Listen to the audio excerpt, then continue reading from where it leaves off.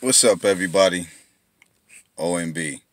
Hopefully, my finger was not over the microphone. I have a tendency of doing that, so being conscious of it at this moment and from here on out, whenever I do it with this phone.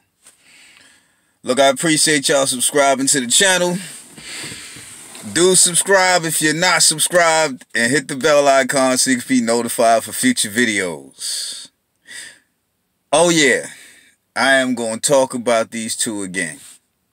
Because I got to do what OMB do when it comes to boxing.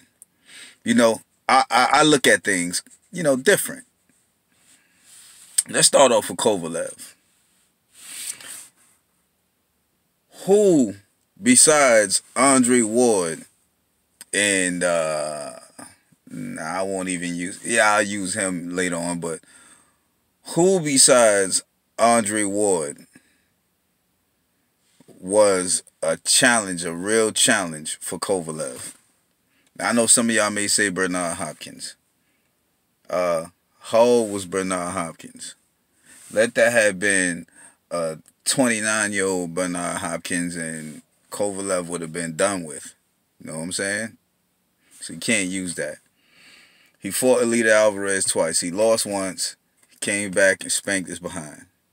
Now, a lot of people like to talk about Anthony Yarde and what Anthony Yarde did. Anthony Yarde doesn't have any experience. And after he throwed that little flurry, I believe it was, anywhere from the 7th to the 10th round. I don't remember the round. But, when he threw that body shot and threw that flurry, Anthony Yarde was gassed. Now, we have people like Julian J. Rock Williams, who's on Twitter, and he says, and I'm paraphrasing, he says, I don't know why people think that Kovalev being gassed is a problem. Y'all think like Canelo don't get gassed at the end of at the later rounds. So basically, he was saying both of them get gassed. Well, Mr. J. Rock, I think that you're just trying to, I don't know, big up the fight a little bit more, to bring more interest to it. We appreciate that. But fact is that the two, they get gassed, but it's two different types of getting gassed. One gets gassed from his old age, from his older age. He's not old, but from his older age, he gets gassed. And he don't have any legs, so his body is open to being hit. And when you hit him in his body, he damn near folds. So, with that being said, let's talk about Canelo being gassed at the later rounds. Let's see. He slowed down a little bit with Triple G. Just a little bit, but yet had enough to flurry, had enough to, do what he had to do.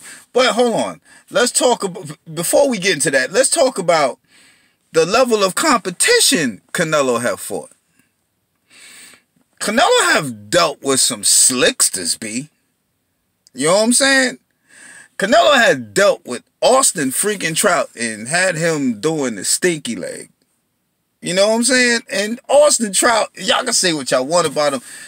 Back in them, and before he got beat up by Jamal Charlo, and before he started taking them hits like he did with Hurd, dude was slick. He'll make you miss. You know what I'm saying? I mean, make you miss a lot. And all, you know what I'm saying? But he took chances. And when he took chances, he got caught. But still, he was a slick fighter. And then he turned around and he fought Laura. You know what I'm saying? Another good fighter. I mean, he turned around and he beat, who was it? James Kirkland. Now, prior to that, James Kirkland was supposed to have been his beast. He had Ann Wolf in his corner. And the time he took Ann Wolf away was the time he got pummeled. You know what I'm saying? But anyway, I mean, my thing is this. Look, and then, hold on, I ain't done. And then Canelo turned around and fought Floyd Mayweather. He lost, but the level of competition. the level of slickness he had to deal with, the adversity he had to deal with dealing with these folks. And then he turned around, yeah, he beat, you know, some chumps. But recently he just beat Daniel Jacobs. You know what I'm saying? So, I mean, yo, look, these ain't walk in the park dudes. Go to Kovalev. Back to Kovalev. Andre Ward and old Bernard Hopkins,